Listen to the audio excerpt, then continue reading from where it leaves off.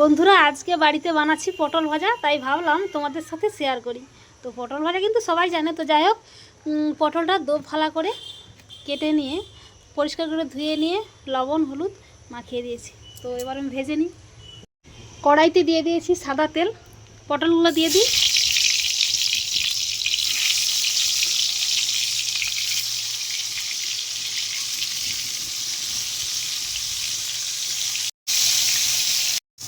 তো বন্ধুরা পটলগুলো আমি উল্টে পাল্টে নিচ্ছি।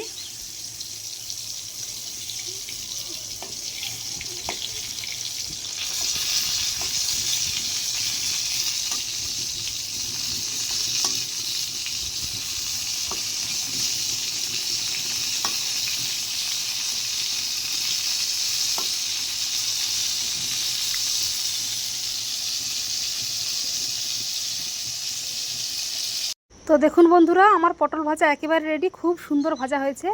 এই ধরনের পটল ভাজা কোনো বন্ধু বান্ধব আত্মীয় স্বজন এলে বাড়িতে ভেজে দেবেন, দেখবেন এই পটল ভাজা দিয়েই এক থালা ভাত খেয়ে নেবে।